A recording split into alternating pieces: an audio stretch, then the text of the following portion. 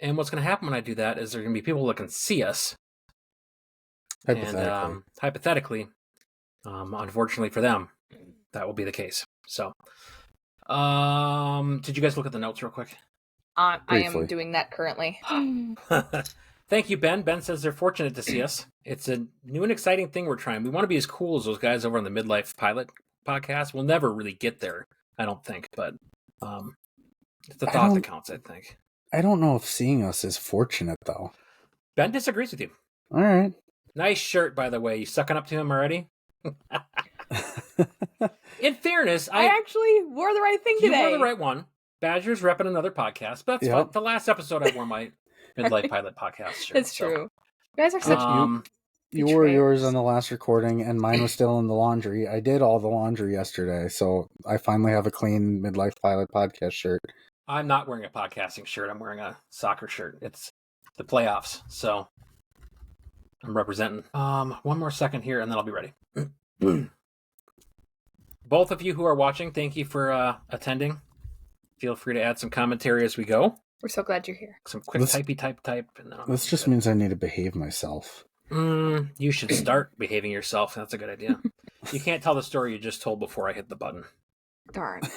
Well, you can now, I suppose, because this isn't the actual episode yet. No, it's fine. I'm mad that I read, Andrew, your message when I did, because when you said wake me up juice, I said, ooh, I too would like a wake me up beverage. I want tea, but we've already started recording. You got a second or two. Got a second. I don't know how fast I can brew tea. Oh, that's fair. I have this Good and Gather caffeinated cherry cola. It's basically like a cherry cola flavored sparkling water with caffeine. It's not bad. It has an okay amount of caffeine, but it makes me hiccup almost every time I sip it. Like, so if you hear me hiccuping, we can laugh at you because now we know. Yes. That's too funny. I didn't want to brew a full pot of coffee just for this. And coffee. Did I say coffee? Nah, it was enough for me to make fun of you. My younger daughter says it that way. She says coffee. She says hot dog or whatever. Hot dog. I don't know where she gets it. She's the least Midwestern accent of all of my family. But oops, something happened. A little bit of a programming error there. Okay. Please appreciate my candy corn nails. You're nice.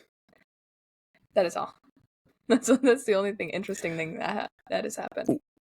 We should probably explain to Ben, who's used to recording a much more polished live podcast, and Jeff, who's used to watching a much more polished recording live podcast. We have a lot of nonsense in here. So a lot of stuff gets cut in the editing room. It's, kind of fun. Jim, you're on phone mute. Again. You're on mute or are you on the phone? Did you see what I was mouthing at least? No.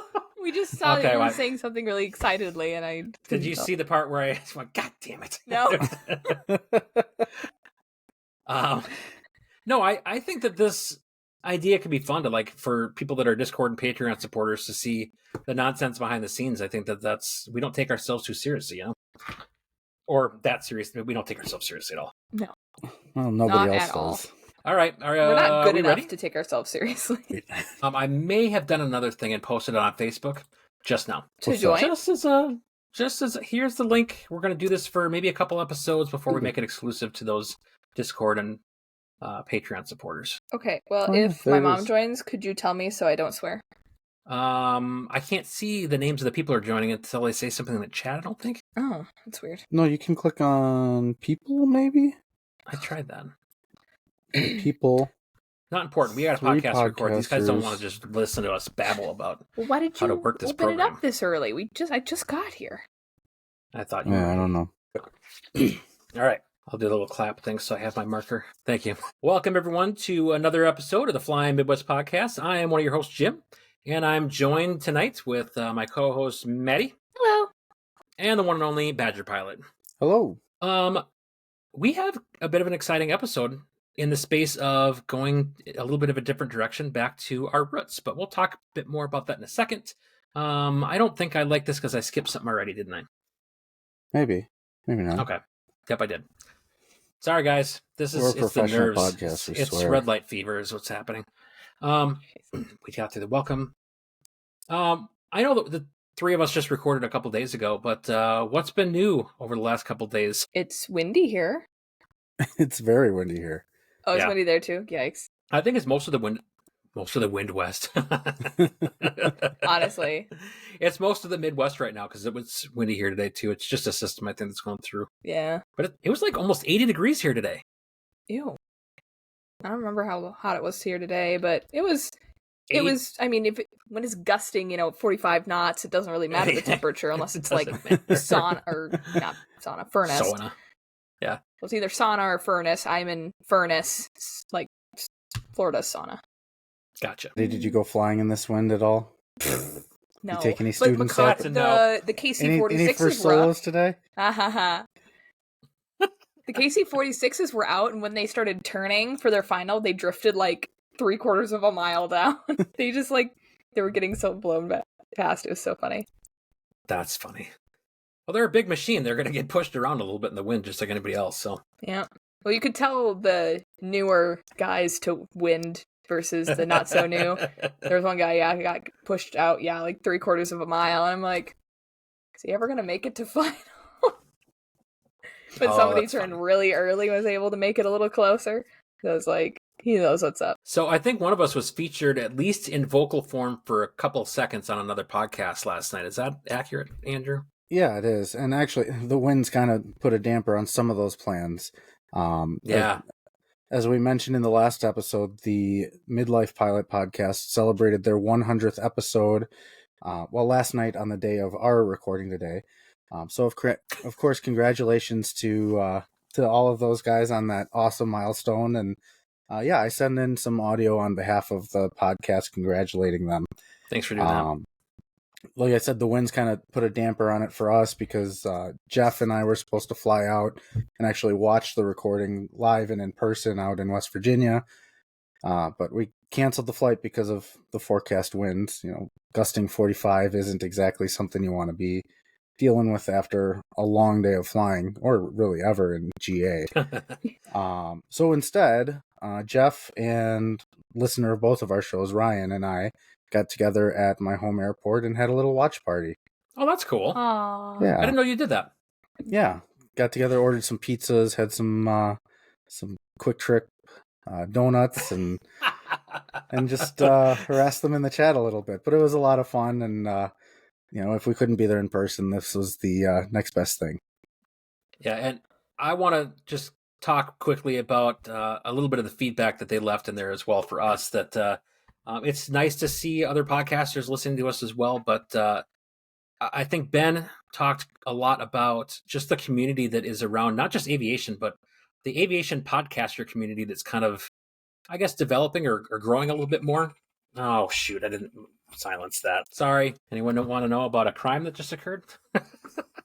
No, don't ask, 'cause I'm gonna say yes. Oh, the answer is no, I'm not telling you. Dang I'll start that over. So Ben talked a bit about just the community of podcasters that I think is starting to grow, and I'll second that. It never feels like competition amongst us for listeners or topics or ideas. It's very collaborative and very supportive, and I love that about the podcasting community that we've kind of developed. So thanks again, Ben, not just for the shout out for this podcast, but for Fly the Transition as well. And huge congratulations, because there's so much work that goes on behind the scenes to put together a podcast and to make 100 episodes. That's awesome feat for you guys. So it did get me thinking about what we're going to have to do for our 100th now. I don't know how we're going to beat their event, but I'm going to have to think about it. That's a next year problem. Maybe. We're only at episode 'Cause 70. We're good. This is what, 72 that we're 7. recording right now? We I might. looked on the website, it said 70. So That's because what I put 71 in the I'm thumbnail. editing right now, and 72 we're recording right now. It might Does that mean I correlate need to with change the timing thumbnail? for a live fly-in, camping, fly-in type of recording. Who knows? that would be Maybe if fun. we time this right, it can be right at AirVenture. Oh, yeah, there you go. All right, I'm gonna have to do some looking at and planning and see if that's something that'll work. That would be so fun. And I do want to mention real quick, too, we are playing around with live streaming our recordings now and having a live chat. And Ben and Jeff are both in the chat. And Ben commented, too, he appreciated the comments that we left. and he said they were really great and heartfelt, and Ben and to the rest of the Midlife Pilot crew that they were heartfelt, but they were sincere, and you guys have earned every little bit of it. So congratulations. Yes, indeed. One other note I want to talk about, as long as we're in the other aviation podcaster space, I've made some comments in chats of other podcasts, so I'm going to just say it here too. In listening to some of these other live recordings of other podcasts, the Opposing Bases guys have recently claimed that they are the iPhone of aviation podcasts. And then I want to say it was the next episode of the Midlife Pilot after that. I don't think it was related whatsoever. Maybe it was. Ben can correct me if I'm wrong, but they were talking and referring to themselves as the Art Bell of aviation podcasts. So it begged the question for me, what are we of aviation podcasts? First, I thought Gong Show. I also thought the Fargo of aviation podcasts, not the city, which is boring.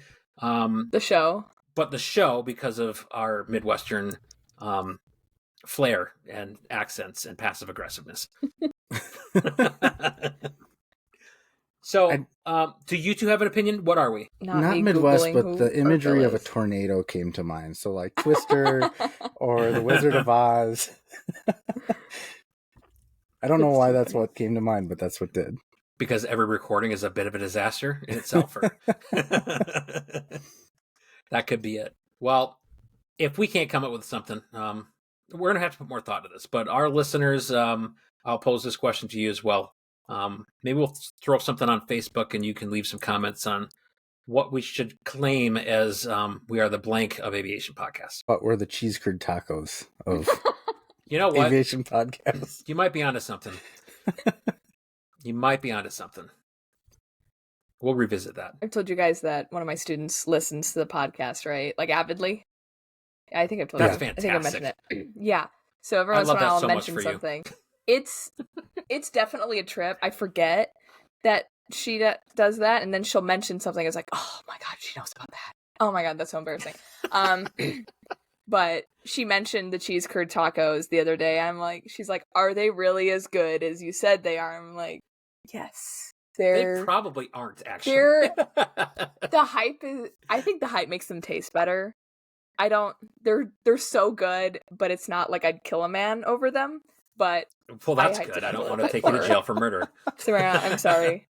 They're not worth committing murder over, but they're pretty good. Okay. They are pretty good. So like us, we're not worth committing murder over, but we're pretty good. I thought you were going to say we don't live up to all the hype, but we're okay. I mean, that too. Mine was just a little more dramatic. We're good in small amounts once a year, but any more than that. Yeah. We're also bad for your cholesterol. We'll give you a heart attack. At any rate, this is going to go way downhill if we let it. Should we talk a bit about this episode? Probably.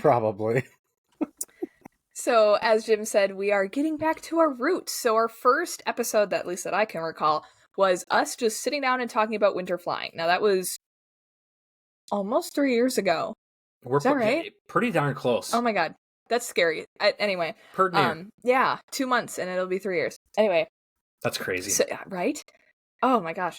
Anyway, I'm sorry. It was our second episode. Our first episode, I don't remember what it was, but we're going to again talk about winter flying. So what do we do? The prep we do, just conversation about it. But this is a solo episode. It's just us. So we are going to turn up the charisma and the goofs and the laughs. So, and hopefully be informative along the way. The goofs and the laughs, maybe not the charisma. Hey, we do okay, all right? We do okay.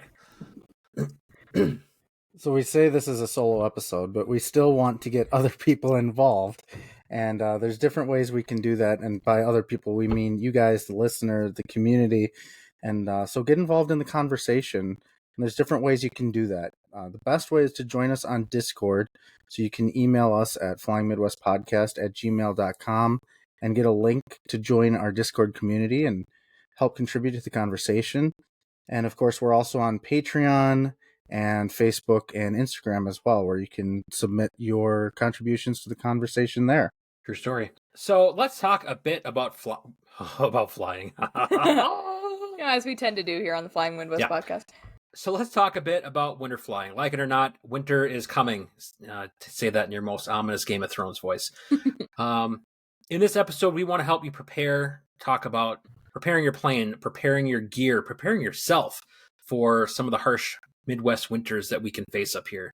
Yes, it's awesome to have that denser air and less bumpiness during the winter months, but it does come at a price. So that is going to be our topic for this evening. And Badger, as a new plane owner, this might be something to think about.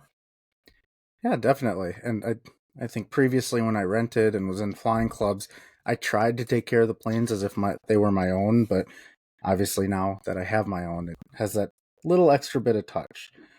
So we're going to start the conversation off with things like cabin preheating. And you would think, superficially, this only has to do with passenger comfort. You want a nice warm cabin to get in, and that's all well and good, but there's actually a lot more to it than that. A few listeners contributed in the Discord. A friend of the show, Alyssa, said using a space heater helps heat the cabin, and that's a lot for heating mechanical instruments. When things are cold, they don't want to work as well, and so heating them up helps not really lubricate, but what am I trying to say here? It helps warm them up. Helps warm them up. Yeah, that's exactly what I'm trying to say. When they're warm, they just work better. I mean, they're a lot like our bodies. Our bodies are when they're cold, they don't want to work so well. Yeah. And then Ed from the Flying Stampede agreed with that. But of course, he was all about the passenger comfort as well and keeping the cockpit a little bit warmer before takeoff. So I am fortunate to have a heated hangar. So I don't have to worry too much about this for the most part through the winter, but I did fly with a friend a number of years ago, and I'd never really seen this in action. But he used a hairdryer with some like dryer vent tubing into the cabin of his plane through like that window that pops open on your Cessna. And he put the dryer tubing into there and ran this hairdryer for like 45 minutes while we were doing pre-flight stuff in the hangar. I think that it was just interesting I'm like, what are you doing? He's like, well, it's not a heated hangar. And he kind of explained the same thing, that with mechanical instruments, that when they're a little bit warmed up, they are going to operate a bit better in it. And again, it helps to warm up the cabin a little bit. Obviously, you're going to lose a lot of that as you open the hangar door, pull the plane out, and get into the plane. But it's still better than nothing. Yeah, when I was flying in Minnesota, and this is getting kind of towards the next bit, but we had the Tanis heaters, and we didn't have airplanes with mechanical instruments, at least no, after we had all glass, so that didn't really matter. I'm sure there's something to say about or avionics and stuff, like glass stuff getting too cold, like if your phone gets too hot or whatever. I think they can get too cold as well. So a little heat is kind of better for everything, but yeah, it's definitely helpful when super cold. I can't imagine that's super great for mechanical instruments to be spinning that fast when it's that cold. Jeff brought up a good point in the chat too. If you can, don't just put the space heater in the plane, but keep the extension cord inside as well, because a warm cord will work better than a cord that's in the cold. Is that a real thing? Jeff said it must be true. It must be true. He's much smarter than me, so I'm gonna say it's good. We're gonna take his word for it. Yep. On that same kind of topic of like heating things up in advance, I know that there are a lot of different whether you have an oil heater you can have plugged in, or cowl blankets, things like that, to help keep your engine happy. Though again, with a heated hangar, you're great while you're in the hangar, but if you take that plane to another airport and you park under the ramp for your $100 hamburger or your pancake breakfast at an airport in the winter, a cowl blanket is still really important, I think, to have to keep that engine as warm as you can while you're on the ground. I think in that same space too, a cowl blanket can serve another purpose if you end up in a survival situation of needing another thing to stay warm. So I always fly with the cowl blankets in there if I'm going to be at an airport for any period of time. So what do you got there? I have a sleeping bag. I actually have two of these. Oh. And they kind of double for me as a cowl blanket, because I don't have a true cowl blanket yet, and also for warmth. So you in a pinch, you can use a sleeping bag. Now, be careful. Some materials might melt with the heat of the cowl, so be careful of that. But for the most part, a sleeping bag will do just fine. So the other thing I want to talk about, as long as we're talking about like keeping your engine happy, do either of you fly planes that either have some sort of covers that you can put over air intake vents, or whether it's makeshift or something that actually belongs there? So in flight, it's a real question. So for Cessnas, unfortunately, I live in the perfect climate where winterization kits are not useful. Because the winterization kit for the old Cessnas is only for, and I think the new ones too, it's only for if it's consistently below 20 degrees. And it sometimes gets below 20 degrees, but it must be taken off if it's hotter than that, or warmer than that. And it's not exactly hot, but it has to be taken off, and it varies. It fluctuates, like 30 is like a normal temperature for down here. So not really helpful for up here. But I know the Archers, so Badger, correct me if I'm wrong, the winterization kits for those are 40 degrees. Understanding is 50. Is it? Pretty Okay. close. Yeah. Consistent ambient temperature, 50 degrees or less. Okay. And those are super simple. It's basically just a piece of metal that a couple of screws goes over the oil cooler, and you're good to go. Yep. Nice. Ben asks, as a southerner, I'd love to hear any suggestions you have for heating up your plane if it's outside on a tie down. No hangers are available. My suggestion, move just a little bit further south, and that should take care of that problem. Breathe on it a lot. The hot air should help. I'm just kidding. I guess for that situation, I don't see a lot of that around here. As far as I know, it happens. People keep their planes outside, but like my airport, most of the planes are hangared. So I guess I don't have a lot of great suggestions there. You two? I mean, the hairdryer trick is a pretty good idea. If you have it, I mean, that involves having tubing and stuff like that. Yeah. But if it's the question is how do you get that outside to work on the ramp if you don't have power out there? I suppose it depends on where you are. On my ramp, we have power access. We just don't have any of the fancy stuff. Or I think one airplane has a Tanis heater, just by happenstance. So if you have power, great. There you go. If not, generator. Bundle up. That's in another topic that we're going to cover here in a minute. Yeah. So, the last two notes about the plane I'll talk about is, in your opinion, is there a temp engine-wise? Now, I'll put a disclaimer: none of us are A&Ps, but is there a temperature that you're not comfortable flying that plane as far as your engine health? I don't own, so I'll speak last. Well, actually, Maddie, I'd be curious to know if your school has any rules about temperature, because I know a lot of the flight schools here do. When I was in the flying club, there were rules about it. I'd be curious to hear what that is. And I don't have any hard set rules myself, but I do have kind of some thoughts. Sure. So my school here down in Kansas is different from when I was flying up in Minnesota for obvious reasons. So up in Minnesota, we had the Tanis heaters and all that. So we had stuff for engine health. Honestly, it was we had the rule of 0 degrees, but realistically, you don't want to be flying in anything less than that, because that just really sucks. And we'll get to that later. Right. Do you really want to be flying when it's -10? Like, be realistic. Do you want to do a pre-flight when it's -10? If no, then probably don't fly. 0, fine. We can deal with that. -10, that's getting a little on the, maybe not. That's like when it gets to 100 here. That's like my cap. It's like, I cannot do anything hotter than 100. It's too hot for similar reasons. But, whereas too hot, you have issues with overheating potentially. With too cold, you definitely have issues as well. So we talked a little bit about just brief engine health. And yeah, I'm not a mechanic either, but I'm going to source information from Peter Tanis, who is the dude who invented the Tanis heating systems, the one you plug in. He says that 20 degrees is that's when you should cap it. And actually that's what my school down here in Kansas has. So no flying under 20, 20. Okay.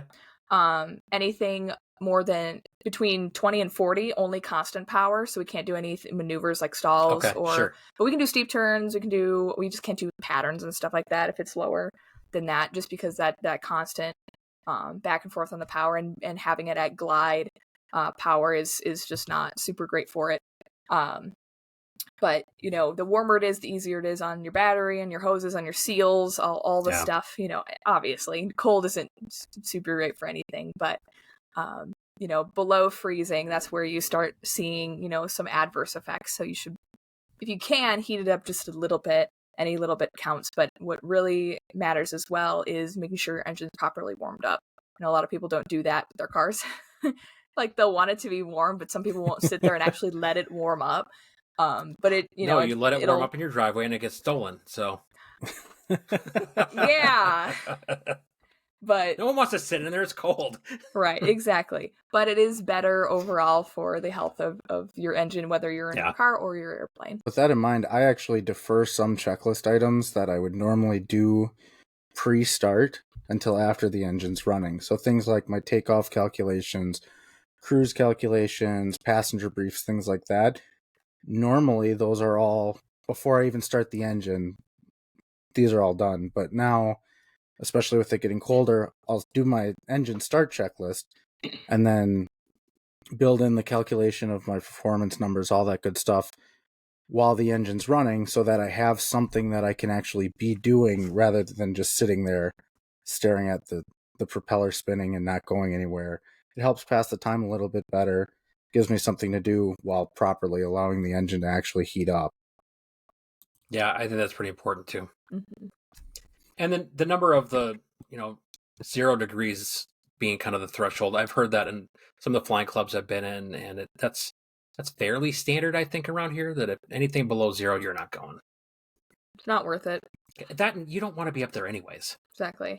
There are very few heaters that can keep up with that unless you're in a jet. Right. Or if you're in certain pipers where one foot is on fire and the other one is a frozen block. So, yep. The Cessnas, just blasts your feet, and then you're especially when the door seals start to go. That's my favorite. Because sorry. You're good. One last note on the aircraft itself would be, I think, the wheel pants. Obviously, that can collect snow, ice, other debris. In those winter months, you can have stuff freeze up in there. So I'm going to let Badger, you know what? You put this note in here, so I want you to say it. Because I think that since it's all caps, you seem really enthusiastic about this. So it may or may not have been my edition. Oh, that was yours? I thought it was Badger's. I did not put it in there. All right, so go for essentially, it, Maddie. Go ahead. Yeah, Maddie, this is you. It's no pants party. No pants party. So ditch your pants. No pants. On the plane, not you. You keep your pants on or you're going to get cold. But nope. No pants party. I think this is also another space we can talk about, being cautious with your brakes themselves as well, because with winter pants dance off. Thanks, Jeff. That's a great contribution.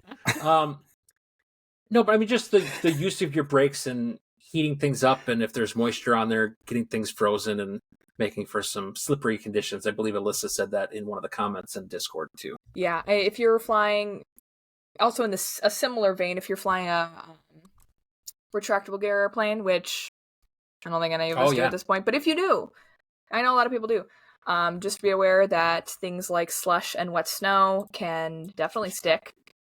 So even jet pilots, at least the ones that I'm, in the airplanes I'm pretending to fly, do actually we have to cycle the gear if we're taking off in slushy conditions. So just cycle the gear a couple times just to make sure it's all shaken out and doesn't freeze in the wheel wells, because otherwise you'll have an interesting time when you go to land. I'm so glad that you brought that up, because I totally forgot to put that in the notes. But yeah, that is a very, very excellent point. It's the only thing I got. That's not what I wanted. Ben, I have a link for you. That's in German. You don't want that. I lost my screen. Hang on one second. Things happened. What did you do? Oh, there you go. You guys disappeared for a second. I clicked something and you were gone. I was scared. Everything's okay now. All right. Well, speaking of pants and pants parties and all that, that's a nice transition to survival gear. And Stankinator in the Discord mentioned when we were asking for clothing items, he said just make sure you keep your clothes that are for warmth well in reach, because obviously if your heater goes out, you'll want to have those extra layers within reach. They don't do you any good if they're way back in the cargo. Mm-hmm. Correct. I think there's a lot of things we can talk about as far as gear, but I think one of the points kind of in that same vein is essentially anything that you're not going to have on your person is just camping gear. I think somebody else said that in the comments, as far as if you had gone down somewhere, that stuff could scatter wherever. Or you may not be able to reach it. So I also heard this on an episode of the Taking Off podcast where they interviewed Dan Bass. If you recall him, he's the one who had the carbon monoxide poisoning and his plane landed itself and he survived that. So not many people are able to come back and tell that story. But that's one of the things that he took away from that he flies with a survival vest that has all the equipment that he's going to want to have on his person. So he doesn't have to worry about where he's going to try to reach to get it if you're pinned in the plane. So just something to consider when you're up there flying. I think kind of in that same respect, you should consider multiple sources of a carbon monoxide detector and not those stupid little cards that have a little circle on them that are going to change colors. I think it's important to have multiple sources to be able to see what your carbon monoxide level is at in the aircraft, because where's our heat coming from? You know what I mean? If you got a crack in your exhaust and you get carbon monoxide in there, you have quite the predicament. If you haven't listened to the folks on the Taking Off podcast interview Dan, it's worth a listen to just hear that story. I'd love to get him on at some point. I just don't know how to contact the guy, but he would be great to have on this podcast too, to talk about his story. He flies up to Duluth, Minnesota. He's talking about all of his different symptoms that he experienced on the way up there, that should have been, flags. But I think that as we're going through pilot training, you think about that all these different things are maybe going to happen in succession, right? That it's going to build up over time. But each of these different symptoms could pop up differently and not necessarily just in an order, because that's how it's written in your textbook, right? So that's one of the things he talks about, that it's not in a succession and it happens. And these symptoms can come up whenever. So it's important to listen to your body. Mm-hmm. You don't even need the heat on to get carbon monoxide poisoning. True. That's the scary part.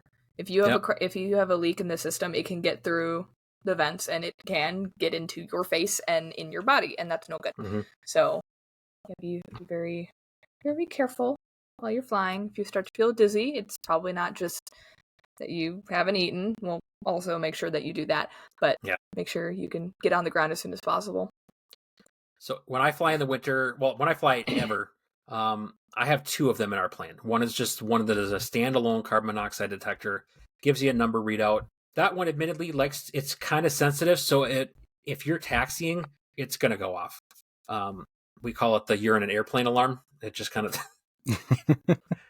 But once we're up and we're moving around, it clears out once there's some air movement within the cabin. And then I've got my other one, it's a Sentry device, which also does the ADS-B stuff for me and other stuff within ForeFlight that gives me carbon monoxide as well. We just have the cards. I'm just hoping for the best. Don't fly with just the cards. I know.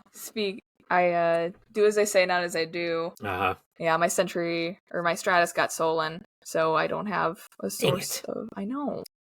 Dang it. I know it was like a year ago, but it was a gift and I couldn't replace it. Yeah. So, yeah. What other gear do we want to talk about as far as what you keep in your plane? Badger, you talked about having the 2 sleeping bags. Is there other things that you make specifically available for yourself in the winter months? Extra socks. Yeah. Extra socks for sure. Because especially if you're where it's slightly wet, you'll want those socks. Yeah. Wool socks, too. Good wool socks. Costco. $15 for a 4-pack. Good to know. Mm-hmm. Thanks. Yeah, no problem. Can you get them a Quick Trip? Probably. Jeff, that's a great comment. Thank you so much. Patreon now and get Maddie a new CO detector. Honestly, keep Maddie from dying this winter. If you like, I'm not going to go there. That's going to get too dark. Yeah, there's only so many things you can do, but that is one way you could potentially help. So another thing that I carry this year round anyways. I've got this little, it's almost like about a thermos thing this size. It's got an emergency blanket in there. It's got some fire starter stuff. My house is infested now too, Maddie. There's a ladybug. I hate those things around my house. I don't have ladybugs. Just flying around. No, my house. I don't. I just have one fly over my head. Totally off topic. Oh, sorry. Where was I? Took me way too long. Where was I? Infested with something. Thermos size rescue pack. I have a thermos size kind of rescue pack thing. It's got a carabiner. It's got a little Leatherman in there too, among other things that I make sure I have in there, period. The other thing I have is just some surplus like MREs. It's got a heating element in there. I typically carry 2 of them. They're not that big. Then you've got something to sustain yourself a bit if you do go down somewhere and you're going to be there for a little bit. Fortunately, most of my flying is in an area where people are going to be relatively available. I'm not doing too much flying like way up in northern Minnesota, but that doesn't mean you should be prepared just in case. Because even I think if you end up just west of the metro, the Twin Cities metro, you still might be sitting there for a little bit until someone gets out there to you. Yeah. Always carry, it doesn't matter if it's like 40. As soon as it hits about then, I carry a scarf, gloves, a hat, because especially the wind can really be nasty. Yeah. And if your plane's not in good shape, for whatever reason you have an off-airport landing or whatever, you'll probably want those. Yep. Oh, what was I going to say? Oh, another thought is to have at the very least, warm water in something like a hydro flask or something that can actually keep. Because if, just thinking, pessimism, right? That's how we go as pilots. If you're going to be out in the potential wilderness for a long time, water freezes. I'm sure you're shocked. Wow. But if you can keep it from freezing for a while, you'll have drinkable water. So if you're going to bring water, bring it warm. I think we're kind of moving also kind of into another topic in that regard of like survival. I've always kind of been told dress to egress. You're not going to need to run the heat as high if you're already dressed to egress if you have to get out. So I typically, I've got like some fleece lined pants that I'll wear. I'm always going to wear a hoodie and I'll have a jacket with me as well. And then my gloves are probably in the pocket of that jacket. So again, back to that thought of if you have to, you're an off airport landing, you're trapped or whatever, you still have access to those items on your person. The other thing I have that I ended up getting in my professional career, and I haven't turned back from this type of hat, is like a windbreak, like lined hat. Not like windbreakers, like 80s workout attire, but it's got like a windbreak material inside of a nice wool watch cap. So I'll fly with that in my pocket too if I don't have it on my head. Typically, I'll start with it while I'm pre-flighting. I'll have it on, but after that, once I'm in the plane, it's coming off. So. Yeah, I usually drape my coat like over my seat, like my seat back. Okay. So it's there. I don't want it. Generally we have the heater on and it's cranked pretty high, but it's there if I need it. So I like the comment about gloves and stuff in your pockets. That's smart. Yeah. Yeah, and Jim, go ahead. And I was just gonna. And Jim, you mentioned pre-flighting, and what I found is if I'm comfortable during my pre-flight, I'm probably dressed to egress appropriately. Yeah. If I'm cold during my pre-flight, if I go down in the winter, it's gonna be pretty miserable. So that's a good standard to kind of use. I'm always cold, so I can't use that metric. It hits 50, I'm like. And I'm ridiculously spoiled, so I'm pre-flighting in the hangar. So, see, I don't get to do that, but it's also mainly, it's not usually the cold here, it's the wind that really gets you. So, it's bad in Minnesota, it's even worse here. That's how they get you. Wouldn't be so bad if it weren't for the wind. Yeah. But, yeah, it's a good idea. Yeah, definitely, if you're dressed appropriately, you'll notice versus not. I'm a big fan of hand warmers, too. Yes! Yes, hand warmers are the best. A quick aside, I didn't appreciate fully hand and feet warmers until I worked some overtime assignments at the Super Bowl when it was in town in Minneapolis. And I was working like traffic control stuff on Nicollet Mall, and it was just a wind tunnel. It was so freaking cold, and I did not appreciate those things more than in that moment of like, I have my hands in my pockets, I'm wearing gloves, I've got the hand warmers inside the gloves, even as though it's not supposed to be skin to skin. But I didn't care. Like those things were awesome. And then same thing on my feet. I was able to put some of those on between one of the layers of socks I was wearing to stay warm. So if Minnesotans are good at anything, it's layers. Right. You can put on more layers, but there's a point where you can't take any more layers off, which is why I'm built more for the north than the south. Yeah. Well, you can take more layers off, but it's going to get you landing at like indecent exposure. It's either going to be illegal or you're going to have to start peeling skin off, and that's not going to feel great. So it'll be a Florida man story. Gosh. Should we? Was there something else we want to talk about gear, or do you think we covered it? Use caution. So this is not an endorsement. Heated stuff. If it's that cold and you're still going to fly, you get wimpies when it gets to 10. You're still got to go fly, whatever your flight instructor like me. Heated things. I have a heated vest and heated gloves that I do. I usually use them during pre-flight. I don't need them during flight. And if I do bring them, I take the batteries off just in case. I can just chuck it out the window if it starts being a problem. Gotta think about those things. But especially during pre-flight, because it is so important. I don't know if any of you like Badger mentioned, being comfortable during pre-flight. It's okay to not be comfortable, especially if it is cold or windy or whatever. But make sure you don't skimp on your pre-flight. Make sure it's extra thorough. Yeah. Take breaks if you need to. I do that. Sometimes I'll do half the airplane. I'll get to the back and I'm like, nope, I gotta go. And then I go inside and then I warm up and, get my hands feeling again. And then I go back out and finish. You said pre-flight half the airplane, and all I could think of is Brian Turner pre-flighting a Cirrus.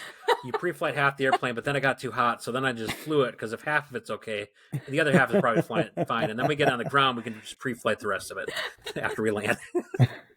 Gosh. Don't do that. But don't do that. That's all I could think of when you said pre-flight half the plane. Yeah, it's pre-flight half if you the get plane. too cold. But make sure to pre-flight the other half if you do that. Put a sticky note somewhere or something. I'm not endorsing abandoning checklists halfway through, but if that's what it takes to get you through the pre-flight properly, please do it. Yeah, I see a lot of people going, you can't see my finger, but you know the people who do just around the airplane, like, yep, it's good, let's go. Don't be that guy. Do we want to talk about off-airport landings? And not just like how you're going to take care of yourself, but like you have, I think, another world of options that kind of opens up, but also presents additional challenges for off-airport landings. Know your environment, right? Mm-hmm. For sure. And I think not only that, but like know the weather conditions and what it's been like for a little bit. Mm-hmm. Because like, especially in Minnesota, it's the land of 10,000 lakes, right? Some of those frozen lakes could now become an off-airport option for you. In fact, there's whole events where people fly into frozen lakes and land on them and have their little fly in and then take off again. But also be cautious of like understanding. And I think that if you live up here long enough, you understand the cycle between if you've got all these fluctuations in temperature and what that can do for the ice conditions. So though it's an option, it's still important to be mindful so that you don't end up in the drink, so to speak. Just because it has snow on it does not mean it's thick enough for a 2,000-pound airplane going roughly 65 miles an hour to touch down and sit on it. So just use caution. You could become a hypothermia candidate if you're not careful. Mm-hmm. Don't try that down in Kansas. It does not freeze enough to do that. Maybe I should move to Kansas. No, don't do that. I like you enough to tell you not to do that. I appreciate that. Sorry, Kansas. Badger, do you want to grab this comment from Melissa? I feel like I'm talking over you a bit. No, that's fine. Yeah, and Alyssa in the Discord mentioned that snow cover can make it harder to judge potential emergency landing fields. And I think what she's getting at is the snow covers what you're actually landing on. So you don't necessarily know if you're on a plowed field or if you're on, a gravel pit or something. You can't see what's underneath it. It's snow covered. But I think a secondary effect of this, and I don't know if Alyssa meant this or not, but I'm going to say it anyways, is I have to imagine there's some like optical illusions and sort of mental gameplay going on landing in snow. It's kind of like you hear about how a glossy water landing for seaplanes is one of the more difficult landings. And now with really no reference to how high you are above the snow, because it's just smooth white snow, it could potentially make your landing a little more challenging as well. In a landing where if it's off field, it needs to have as little energy as possible. Right. Yeah, definitely, again, knowing your environment helps there. If you have the time, you may not. You have the time trying to evaluate, what do you know that is around you? Like gravel pits, not a great idea, but hopefully you know if there's gravel pits around. Again, this is assuming local flying. If you're somewhere you've never been before, do your best. I like to plan my routes if I'm going somewhere that I'm not familiar with. I like to plan my routes using satellite view, so I can see if there's any like weird obstacles or weird terrain changes that I may not be able to see just on a sectional chart, which can maybe potentially help in an instance of an off-airport landing. But also, knowing the roads and stuff around too, those can help. Roads are usually plowed at some point, or at least a country road. If you can tell a country road from, the rest of the landscape, it may not be plowed, but it's going to be relatively flat. So there's something. I never discount roads, especially where I am, just because there's so many of them. Honestly, as long as you don't hit any, what are those called? Power lines. Yeah. Don't hit anybody or any power lines, because a lot of the fields here have huge, not ravines, but ditches and things like that would make an emergency landing really, really not fun. And sometimes you don't see them until you're right on top of them. So, yeah, roads, in my opinion, sparsely populated roads are a good place to go. And I think we already covered the, dress and egress and planning for that. And like, again, even if you are on one of those country roads, you are going to be in a situation where you're going to be waiting for a minute for some help. Mm-hmm. So preparing yourself, making sure that you're proper attire and all that jazz is going to be important. 100%. Can you hear my daughter humming? I heard noises. I heard a door creak. Yeah, it sounded like a squeak. Yeah. Hi, Hannah. She's just in the bathroom. Is that humming or is it a door creak? It sounds like what am I everyone hearing? can hear you humming. Thank you for being a part of the Fly Midwest podcast. Oh, Hannah. I get such a kick out of her. She's so funny. Shoo. Jeez. Kids are so much fun. Oh, they are. See, this is the stuff people don't get to see, is my daughter interrupting our podcast. I could put a sign 10 feet high in the air and she wouldn't see it. She'd still come back. Anyway, sorry. Part of figuring out emergency landing sites, it goes back to your flight planning itself, choosing a route that's going to take you over more airports than just fields in general. And then part of that too, and we actually had this discussion a little bit in the Midlife Pilot Podcast Discord, is when are you comfortable flying over large bodies of water? And oh, sure. At least here in the Midwest, we got the Great Lakes, and Lake Michigan is just barely to the east. And so one of the big factors is, number one, is search and rescue even going to be available because of the cold temperatures? And number two, even if it is available, what are the water temperatures and how long really would I survive if I had to ditch? Yeah. And so maybe in July and August when the water temperatures are better, I'd consider taking that shortcut. But you really got to start thinking about your route planning and going over large bodies of water. And even to the point where, like the Chicago Flyway, you're never outside of gliding distance from land if you take the shoreline, but there's really nowhere to put down. I was going to say, where are you going to put it? Yeah, the old MiGs? I don't know. And so is that really a viable option? Or do I want to just go a little further west and take the Fox River Flyway instead on the west side of Chicago? That way I'm over land. So.